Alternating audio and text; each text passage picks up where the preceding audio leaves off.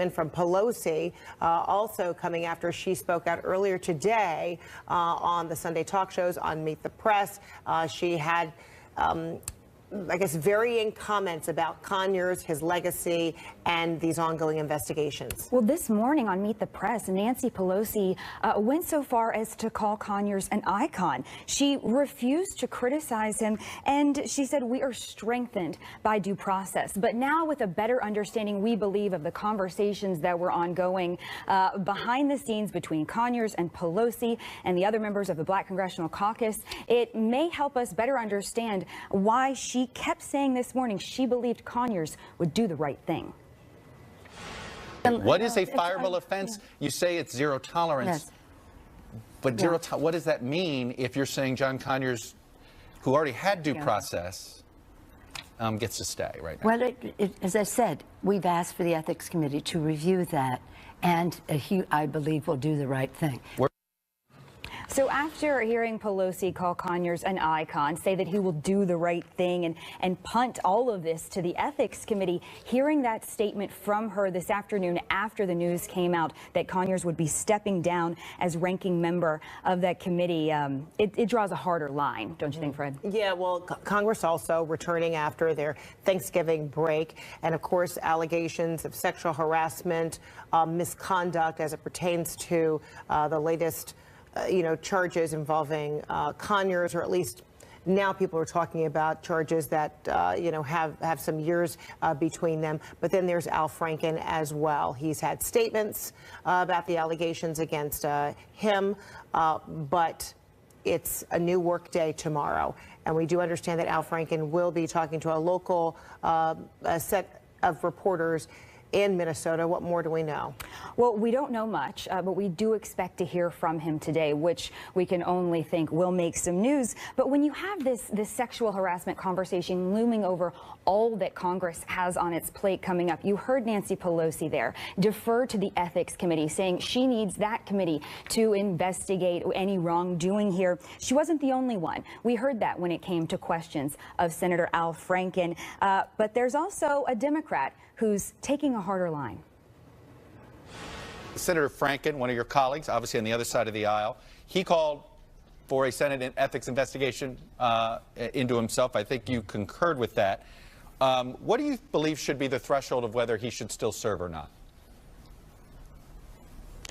Well, the ethics investigation ought to go forward, and we ought to, get to all the facts. Saying that we're going to have these allegations against politicians go before an ethics committee that can sometimes take a couple of years. No offense to my colleagues who are on the ethics committee, but that's not real. That's not real, and that's not accountability.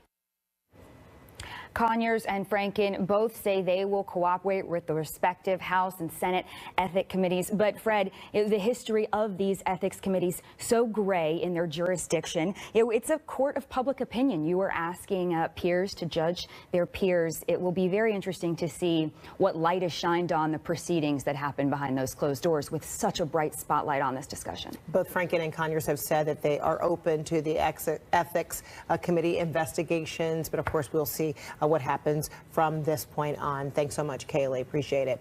Meanwhile, President Trump continues to push support for Senate candidate Roy Moore out of Alabama, who faces a string of sexual assault allegations, tweeting just this morning. The president saying the last thing we need in Alabama and the U.S. Senate is a Schumer-Pelosi puppet who is weak on crime, weak on the border, bad for our military and our great vets, bad for our Second Amendment, and wants to raise taxes to the sky. Jones would be a disaster. I endorse Luther Strange in the Alabama primary. He shot way up in the polls, but it wasn't enough. Can't let Schumer, Pelosi win this race. Liberal Jones would be bad. That from the president today. CNN's Boris Sanchez joining me now with more on this. So Boris, the Republican establishment welcoming what the president has to say, or wincing? Definitely wincing, Fred. We've seen a full shift in how the White House is handling the allegations against Roy Moore after initially kind of echoing what the broad majority of Republicans were saying at the time, which was that if these allegations were true, then Roy Moore should step down. We've seen the president and his party go in two very distinct directions. As more and more Republicans call for Roy Moore to step down, After several days of silence, the president is now outright attacking his opponent, Doug Jones, and defending Roy Moore. You'll recall that just a few days ago, he said that he denies the allegations when he was asked whether, voting for Moore was more important than endorsing someone who was accused of pedophilia. So the president also left the door open to campaigning for Roy Moore in Alabama. And that really has drawn the ire of a lot of establishment Republicans. Recall that Roy Moore is the candidate of Steve Bannon and is representative of his war against the establishment, which is why you have Republicans like Senator Lindsey Graham, who was on State of the Union speaking with Dana Bash earlier today, saying that even if the Republican in this race wins, the party loses. Listen to what he said. From a Republican point of view, I don't see what winning, I don't know what winning looks like with Roy Moore.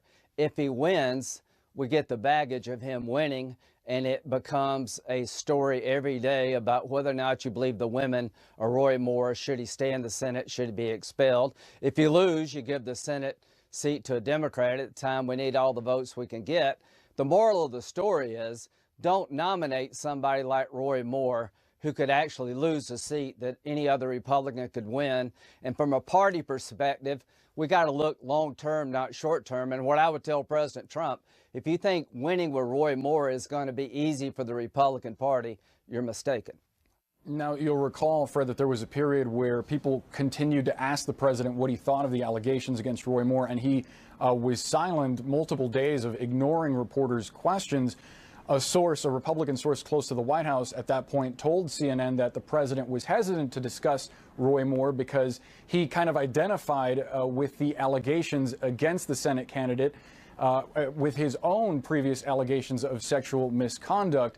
Clearly, that's no longer the case because now the president has not only weighed in on this race, but also Al Franken and other lawmakers that have been accused of sexual misconduct, Fred. All right, Boris Sanchez, thank you so much in Washington. We'll check back with you. All right.